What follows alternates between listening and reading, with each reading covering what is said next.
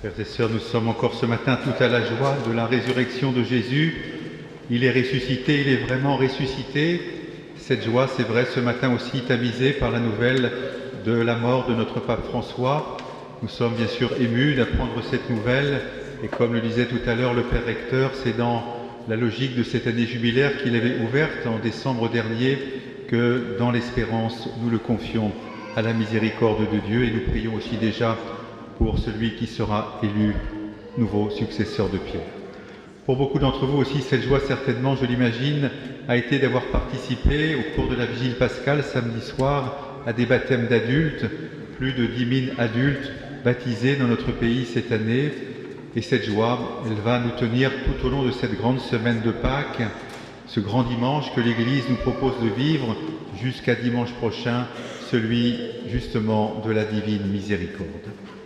Chaque jour de la semaine, à la messe, nous allons entendre les différents récits des apparitions de Jésus ressuscité dans les 4 évangiles, et tous ces récits ont un point commun étonnant, presque troublant, c'est que les mots qui dominent et qui reviennent souvent sont ceux de peur, de doute, d'hésitation et de crainte.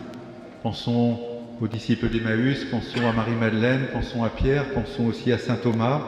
On est loin d'un discours qui voudrait nous convaincre à force d'arguments, et c'est une chose vraiment étonnante que ceux-là même qui écrivent pour donner au monde la plus grande espérance de l'histoire de l'humanité le fassent en des termes parfois si fragiles.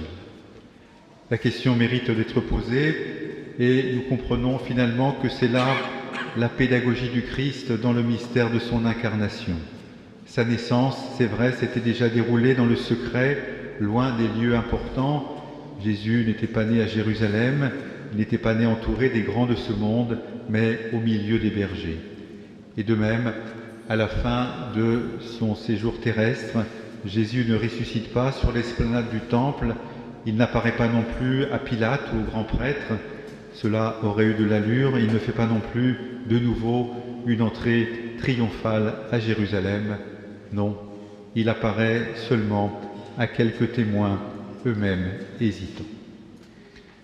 Lors de son ministère public, lorsque Jésus faisait des miracles, personne ne les contestait, tout le monde constatait simplement que celui qui était malade était guéri, que celui qui était aveugle maintenant voyait. À la fin du ministère de Jésus, tous les témoins ont reconnu que Lazare, qui était au tombeau depuis 3 jours, était bien revenu à la vie. Mais nous voyons qu'il en va bien différemment pour la résurrection de Jésus. Elle n'est pas en ce sens son dernier miracle, mais elle se présente comme une bonne nouvelle à accueillir, un mystère auquel il faut adhérer et qui change notre vie si vraiment nous le prenons au sérieux. Et en ce sens, tout le temps pascal des 50 jours dans lequel nous entrons va nous aider. Chaque jour aussi à la messe, dans la première lecture, nous entendrons comme une lecture suivie du livre des Actes des Apôtres. Que se passe-t-il? Ces hommes, ces femmes, ces enfants qui croient en Jésus ressuscité changent radicalement de vie. Ils vivent en communauté, ils témoignent, ils prient, ils partagent entre eux. Aucun domaine de leur vie n'est à l'écart de cette nouvelle: Christ est ressuscité. Et c'est bien là, frères et sœurs, en cette année 2025, que le Seigneur nous attend pendant ce temps pascal, poser les uns et les autres un acte de foi, une adhésion personnelle, un engagement résolu. Ce matin encore, rassemblés nombreux dans notre basilique, c'est dans le secret de notre cœur qu'il nous faut accueillir cette nouvelle: Christ est ressuscité, il est vraiment ressuscité. Cette foi fragile, ce fut celle des femmes dont l'Évangile vient de nous parler à l'instant. Lorsqu'elles croisent Jésus ressuscité, elles s'approchent de lui, lui saisissent les pieds et se prosternent. On voit une grande humilité, on peut imaginer bien sûr aussi leur stupéfaction. Et cette nouvelle est tellement incroyable que les grands prêtres inventent un stratagème. Les disciples auraient volé le corps du Seigneur. Pour cela, nous l'avons entendu, les soldats reçoivent une somme d'argent, de même que Judas avait reçu une somme d'argent pour trahir son maître. Ainsi en va-t-il après la résurrection. Oui, les grands prêtres refusent de faire cet acte de foi, ils savent que toute leur vie en serait radicalement transformée. Frères et sœurs, j'introduis ainsi mon homélie, car tous ces éléments nous renvoient à la dimension historique de notre foi. Nous ne croyons pas en une doctrine, en un système de pensée, ni même à une morale. Nous croyons en une personne, Jésus, le crucifié, ressuscité. Et c'est là que notre pèlerinage ce matin auprès de la Sainte Tunique prend tout son sens. Certains pourraient se demander pourquoi vénérer cette tunique. Ce qui compte maintenant, c'est la résurrection de Jésus. Il est vivant, oublions sa mort. Ce serait une grave erreur, car c'est tout le mystère pascal qu'il nous faut tenir, et il faut ici revenir aux 3 jours saints que nous venons de célébrer. Au plan liturgique, nous savons combien l'autel a une place importante. Il est le lieu où est célébrée l'Eucharistie, et on peut dire à ce sujet que l'autel est en même temps la table du jeudi saint, autour de laquelle Jésus réunit ses apôtres, et nous sommes alors dans la joie.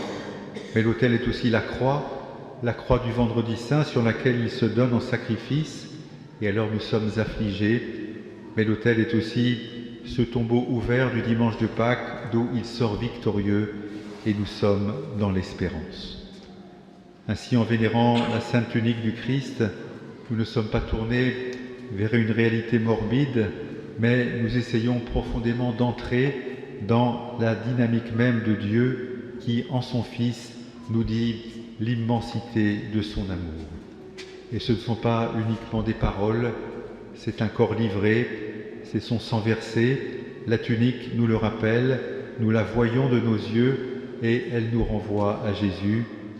Oui, sur cette tunique, nous trouvons les traces de sang. Jésus, dans sa passion, porte le poids du péché du monde. Il ne s'agit pas bien évidemment d'une preuve qui n'aurait pas de sens, mais il s'agit d'un signe qui nous rappelle le prix de la grâce, la laideur et la souffrance occasionnées par le péché. Frères et sœurs, vous le savez, je suis l'évêque de Bayeux-Lisieux, et comment ici ne pas évoquer la figure de Sainte Thérèse, elle qui, quelques jours après sa conversion à Noël 1886, alors qu'elle avait reçu une grande grâce de consolation, écrivait « Je résolus de me tenir en esprit au pied de la croix ». Il n'y a là chez Sainte Thérèse aucun dolorisme qui serait malsain, mais la compréhension que pour vivre sa vocation d'être l'amour dans le cœur de l'Église, il lui faut venir puiser à la source de la croix. Elle écrira aussi un peu plus tard à sa sœur Céline « Ne refusons pas de porter des vêtements teints de sang ».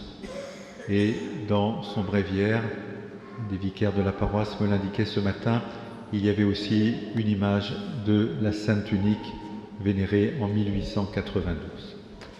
Voilà, frères et sœurs, l'attitude intérieure à laquelle nous appelle aujourd'hui cette Sainte Tunique, nous émerveiller d'abord de l'immensité de l'amour de Dieu pour nous, pour l'humanité.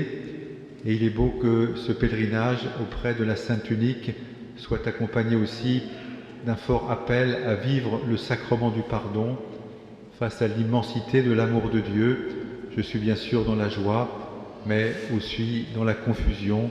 Je cherche davantage d'authenticité, de vérité dans ma vie, et le sacrement du pardon me donne la possibilité de le recevoir.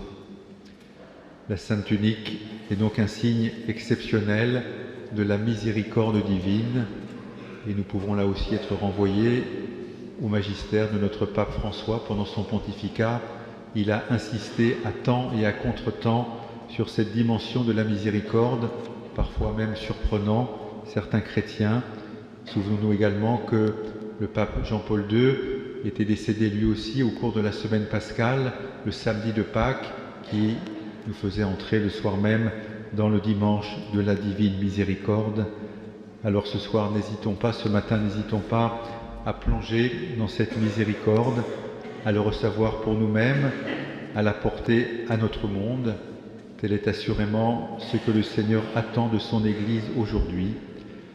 Lorsque Thérèse explique qu'elle veut se tenir au pied de la croix, elle ajoute juste après que c'est pour recevoir la divine rosée du salut et la répandre ensuite sur les âmes.